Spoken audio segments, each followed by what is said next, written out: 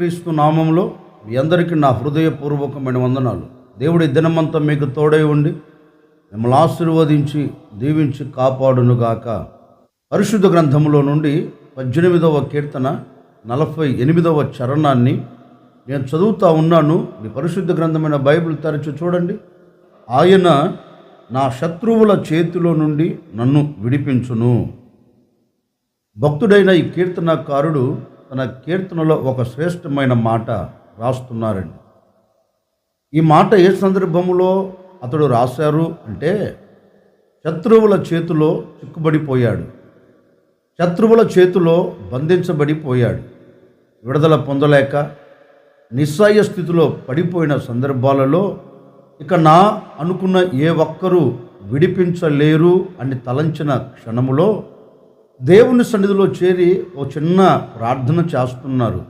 దేవా, నేను శత్రువుల చేతిలో చిక్కుబడిపోయాను, ఈ శత్రువుల చేతిలో నుంచి నీవు నన్ను తప్పించవా అని దేవుని సన్నిధిలోనికి వెళ్ళి దేవుని సన్నిధిలో చేరి ప్రార్థన చేస్తే, ప్రార్థన ఆలకించిన దేవుడు అతన్ని శత్రువుల చేతిలో నుండి విడిపించినట్లుగా పరిశుద్ధ గ్రంథం చెప్తుందండి. పరిశుద్ధ గ్రంథంలో రాయబడి ఉంది. ఇతడు విడిపించబడేదానికి, శత్రువుల చేతుల తప్పించబడేదానికి కారణం ఏంటి అంటే, దేవుని సన్నిధిలోనికి వెళ్ళి దేవుని పాదాలు పట్టుకున్నాడు. నన్ను విడిపించవా, నన్ను తప్పించవా, నాకు విడుదల కలగచేయవా అని ప్రార్థన చేస్తే, ప్రార్థన ఆలకించిన దేవుడు అతని శత్రువుల చేతులలో నుంచి విడిపించిన తరువాత స్తుతి గీతముగా, స్తోత్ర గీతముగా మరల దేవుని సన్నిధిలోనికి వచ్చి దేవుని సన్నిధిలో ఇలాగ అంటున్నాడు, నా దేవుడు నా శత్రువుల చేతులలో నుండి నన్ను విడిపించాడు. నిజమే, దేవుని సంకల్పం, దేవుని ఉద్దేశం ఏంటి అంటే, నరములాడుతున్న ఏ నరుడు కూడా, దేవుని పోలికలో చేయబడిన ఏ నరుడు కూడా, ఒక్క మాటలో చెప్పాలి అంటే క్రీస్తు రక్తముతో కడగబడిన ఏ నరుడు కూడా బంధించబడిన స్థితిలో ఉండేదానికి ఆయన ఇష్టపడడు. ఆయన సంకల్పం కానే కాదు. బంధించబడి గొప్పగా కోల్చబడి కన్నీరు కార్చటం ఆయన ఉద్దేశం కాదండి.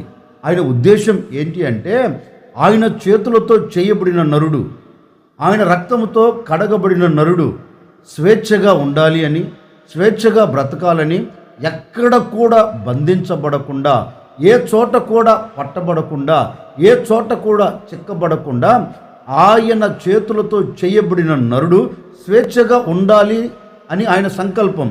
ఆయన చేతులతో చేయబడిన నరుడు స్వేచ్ఛగా బ్రతకాలి అని, స్వేచ్ఛగా ఉండాలి అని ఆయన సంకల్పం, ఆయన ఉద్దేశం అది. కానీ ఈరోజున మానవుడు ఏదో ఒక చోట బంధించబడిపోయాడు, ఏదో ఒక చోట చిక్కుబడిపోయాడు, ఏదో ఒక చోట కట్టబడిపోయాడు. నీవు కట్టబడిన స్థితిలో ఉండటం ఆయన ఇష్టపడే దేవుడు కాదు. నీవు బంధించబడిన చోట నిలబడటం ఆయన ఉద్దేశమే కాదండి. అందుకే మనం పరిశుద్ధ గ్రంథంలో ప్రారంభంలో చదివితే, ప్రారంభంలో చక్కని మాట రాయబడింది.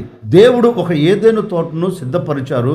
ఆ ఏదెను తోటను సేద్యపరచుటకును ఒక నరుణ్ణి దేవుడు నిర్మించాడు. ఆ నరుణ్ణి ఆ ఏదెను తోటలో ఎలా ఉంచాడు అంటే, స్వేచ్ఛగా, ఏదెను తోటంతా నువ్వు స్వేచ్ఛగా తిరగవచ్చు, ఏదెను తోటలో ఉన్న ఏ వృక్ష ఫలమునైనా నువ్వు స్వేచ్ఛగా తినవచ్చు, ఏదెను తోటలో ఉన్న ఏ జంతువులతోనైనా నువ్వు ఆడుకోవచ్చు, వాటితో మాట్లాడుకోవచ్చు, వాటితో నువ్వు నివసించవచ్చు అని మానవునికి ఎంత స్వేచ్ఛను ఇచ్చారు అంటే అంత స్వేచ్ఛను ఇచ్చారండి. ఎందుకని అంటే, ఆయన పోలికలో తయారు చేయబడిన వ్యక్తి స్వేచ్ఛగా ఉండాలని కోరుకున్నాడు. కానీ ఆ స్వేచ్ఛను మానవుడు పోగొట్టుకొని, ఆ స్వేచ్ఛను మానవుడు కాళ్ళతో తన్నుకొని ఒక చోట పట్టబడిపోయాడు, సాతాను చేతుల్లో చిక్కుబడిపోయాడు. పాపము అనే దానిలో పట్టబడి నిలిచిపోయి కన్నీరు కారుస్తున్నారు. ఇప్పుడు దేవాది దేవుడు ఆ పట్టబడిన మానవుని విడిపించాలి అని, కట్టబడిన మానవునికి విడుదల కలగచేయాలని, మరలా మానవుడు స్వేచ్ఛగా బ్రతకాలి అని, మరలా మానవుడు స్వేచ్ఛగా ఆనందకరంగా గంతులు వెయ్యాలని 2025 సంవత్సరాల క్రిందట నా ప్రభువైన యేసుక్రీస్తు ఈ భూమి మీదకి దిగివచ్చి యవ్వన రక్తాన్ని కార్చాడండి. యవ్వన రక్తాన్ని ఎందుకు కార్చాడంటే పట్టబడిన వాడికి విడుదల కలుగున్నట్లుగా, కట్టబడిన వాని బంధకాలు తెంపబడినట్లుగా, ప్రతి వాడు స్వేచ్ఛగా మరల బ్రతుకున్నట్లుగా ఆయన ఈ భూమి మీద అడుగుపెట్టి యవన రక్తాన్ని కార్చి ఆయన మానవుని కొరకు ప్రాణము పెట్టి ప్రతి మానవుని స్వేచ్ఛగా బ్రతికించున్నట్లుగా ఆయన ఆఖరి రక్తపు బొట్టు వరకు కార్చి యవన ప్రాణాన్ని పెట్టాడు. ఆ రక్తముతో కడగబడిన ప్రతి వ్యక్తి విడుదల పొందుతూ ఉన్నాడు. ఆ రక్తముతో కడగబడుతున్న ప్రతి వ్యక్తి కట్లు తెంపబడుతూ ఉన్నాయి. ఆ రక్తముతో కడగబడుతున్న ప్రతి వ్యక్తి స్వేచ్ఛగా ఆనందకరంగా అడుగులు వేయగలుగుతూ ఉన్నాడు. ఆనందకరంగా సంతోషకరంగా సాగి వెళ్ళగలుగుతూ ఉన్నాడు. ఆయన ఉద్దేశం అంత ఏంటి అంటే ఏ మానవుడు కట్టబడకూడదు, ఏ మానవుడు శత్రువుల చేత పట్టబడకూడదు, విడిపించనట్లుగా విడుదల పొందునట్లుగా ఆయన ఉద్దేశం. అందుకే ఈ ఉదయకాల సమయంలో ఒక సేవకుడిగా నేను కూడా కోరుకొని మీతో చెప్పాలి అనుకున్న నా దేవుని మాట ఏంటంటే, ఒకవేళ ఈనాటి వరకు నువ్వు దేనితో పట్టబడిపోయావో, ఈనాటి వరకు దేనితో కట్టబడిపోయావో, పట్టబడి విడుదల పొందలేక, కట్టబడి విడుదల పొందలేక ఒకవేళ నువ్వు కన్నీరు కారుస్తున్నావేమో, ఇక నాకు విడుదల ఉండదా, ఇక నాకు విడుదల కలగదా అని నిస్సాయ స్థితిలో నువ్వు పడిపోయి ఉన్నావేమో, భయపడవలసిన అక్కర్లేదు. ఆ రోజు ఆ భక్తుని శత్రువుల చేతిలో నుంచి విడిపించినట్లుగా నా ప్రభువైన యేసుక్రీస్తు మీ శత్రువుల చేతులన్నిట్లోంచి నా దేవుడు మిమ్మల్ని విడిపించబోతూ ఉన్నాడు.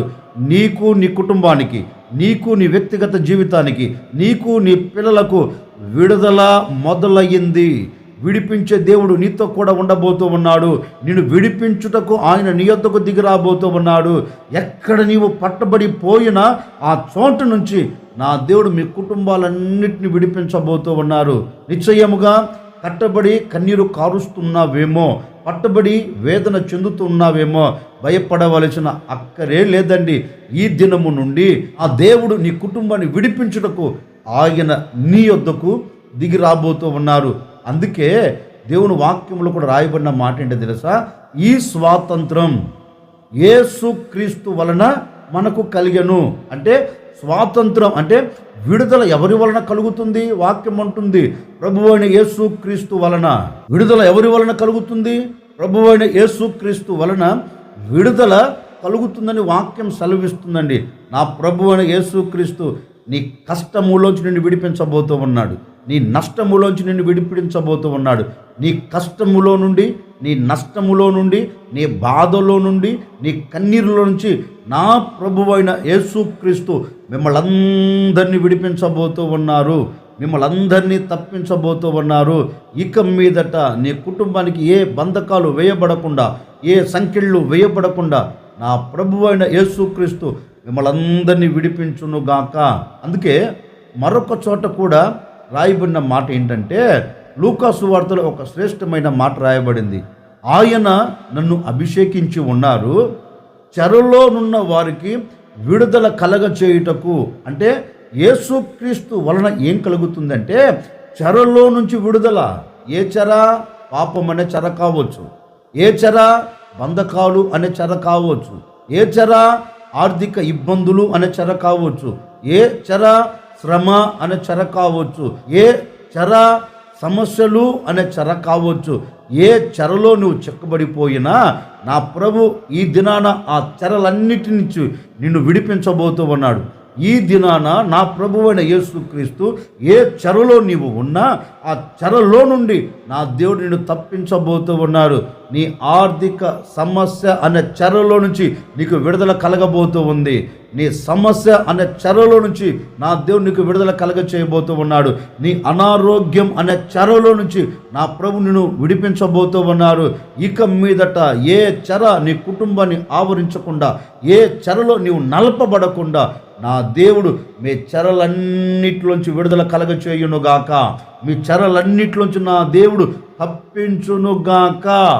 అలాంటి శత్రువులు ఒకవేళ నీ చుట్టూ ముట్టినా ఆ శత్రువుల చేతులలో నుండి శ్రమ అనే శత్రువు కావచ్చు, ఆర్థిక ఇబ్బందులు అనే శత్రువు కావచ్చు, సమస్యలు అనే శత్రువు కావచ్చు, ఆ వేదనలు అనే శత్రువు కావచ్చు, ఏ శత్రువుల చేతిలో నలపబడి కన్నీరు కారుస్తున్నావో, ఏ శత్రువుల చేతిలో చిక్కబడి బయటికి రాలేక వేదన చెందుతున్నావో, నీకే శుభవార్త.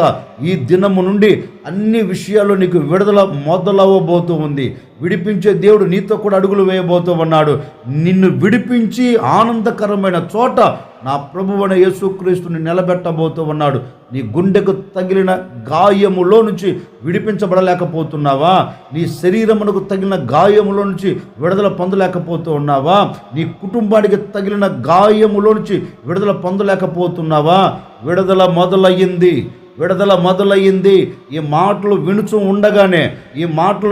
ఉండగానే నా ప్రభువైన యేసుక్రీస్తు అన్నిటిలోంచి మిమ్మల్ని విడిపించబోతూ ఉన్నాడు. విశ్వసించండి, ఈరోజు నా దేవుడు నన్ను విడిపించబోతూ ఉన్నాడు, ఈరోజు నా దేవుడు నన్ను తప్పించబోతూ ఉన్నాడు అని విశ్వసించిన నీ వ్యక్తిగత జీవితంలో, నీ కుటుంబంలో, నీ పిల్లల మధ్య నీవు ఉన్న చోట నా దేవుడు అన్ని విషయాల్లో విడుదల కలగ చేయబోతూ ఉన్నాడు.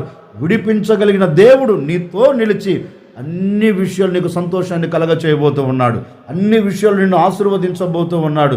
ఇక నేను బయటికి రాలేను అనే సందేహం వద్దు. ఇక నేను ఈ సమస్యల నుంచి బయటపడలేను అనే ఆవేదన నీకు అక్కర్లేదు. ఈ సమస్యలో నుండి నేను ఇక బయటికి రాలేను అనే ఆలోచన నీకు అవసరం లేదు. నా ప్రభు బయటికి రాలేను అనుకున్న చోటే నేను బయటికి తీసుకుని రాబోతూ ఉన్నాడు. విడుదల పొందలేను అనుకున్న చోట నుండే నా దేవుడు నిన్ను విడిపించబోతూ ఉన్నాడు. విడిపించగలిగిన ఏకైక దేవుడు ప్రపంచంలో ఒకే ఒక్కడు, నా ప్రభువు అయిన యేసుక్రీస్తు. ఎందుకని? ఆయనను విడిపించగలిగిన దేవుడు అంటే నీ కొరకు ప్రాణము పెట్టిన దేవుడు, నీవు పడి ఉన్న చోటికి దిగివచ్చిన దేవుడు, నీ కొరకు యవ్వన రక్తాన్ని చిందించిన దేవుడు. ఆ దేవుడు తప్ప ప్రపంచంలో ఎవ్వడు నిన్ను విడిపించలేడు. ఆ దేవుడు తప్ప ప్రపంచంలో ఎవ్వడు నీకు విడుదలను కలగ చేయలేడు. ఆ దేవుడు ఈ ఉదయకాలం నీతో చెబుతూ ఉన్నాడు, నీ శ్రమల్లో నుంచి నేను నిన్ను విడిపించబోతూ ఉన్నాను, నీ ఆర్థిక ఇబ్బందుల మధ్యలోంచి నిన్ను విడిపించబోతూ ఉన్నాను, నీ సమస్యల మధ్యలోంచి నేను విడిపించబోతూ ఉన్నాను, నీ కుటుంబంలో చెలరేగుతున్న ఆటు పోటుల మధ్యలో నుండి నేను నిన్ను విడిపించబోతూ ఉన్నాను, అసమాధానములో నుంచి నేను నిన్ను విడిపించబోతూ ఉన్నాను అని నా ప్రభు ఈ ఉదయకాల సమయంలో నీతో మాట ఇస్తున్నాడు. మాట ఇచ్చిన దేవుడు తప్పక నీ కుటుంబం పట్ల నా ప్రభు అని యేసుక్రీస్తు నెరవేర్చునుగాక. ఈ ఉదయకాల సమయంలో ప్రార్థన చేసుకోండి. నేను విడుదల పొందాలయ్యా, నేను తప్పించబడాలయ్యా, నేను ఆనందకరంగా అడుగులు వేయాలయ్యా, శత్రువుల చేతిలో చిక్కుబడకూడదయ్యా అని ప్రార్థన చేసుకోండి. ఒక సేవకుడిగా నేను కూడా మీ విడుదల కొరకు, మీరు తప్పించబడినట్లుగా నేను కూడా మీ కొరకు ఒక చిన్న ప్రార్థన చేయబోతూ ఉన్నాను. ఆశ్చర్యకరుడా, మీకు స్తోత్రాలు చెల్లిస్తూ ఉన్నాము తండ్రి. నిజమే, శత్రువుల చేతుల నుంచి మా పితరులను విడిపించి తప్పించినట్లుగా ఎందరైతే ఏ శత్రువుల చేతిలో చిక్కుబడిపోయి ఉన్నారో ఈ దినము నుండి వీరికి విడుదలను మీరు మొదలుపెట్టినందుకై మీకు స్తోత్రం నాయన. విడిపించడం మొదలుపెట్టినందుకై మీకు స్తోత్రం. విడుదల కలుగునుగాక. ఈ ప్రజలు ఏ కష్టంలో, ఏ బాధలో, ఏ వేదనలో, ఏ కన్నీరులో నిలిచి ఉన్నప్పటికీ వీరి సమస్యల మధ్యలో నుంచి విడిపించబడినట్లుగా మీరు సహాయం చేసి ఘనమైన నామమునకు మహిమ తెచ్చుకోమని యేసు నామములో అడిగి వేడుకొనుచున్నాము తండ్రి, ఆమెన్. దినమంతా నా దేవుడు మీ సమస్యల మధ్యలో నుంచి మిమ్మల్ని అందరినీ విడిపించి ఆనందకరంగా మిమ్మల్ని తీసుకొని వెళ్ళునుగాక. ఆమెన్.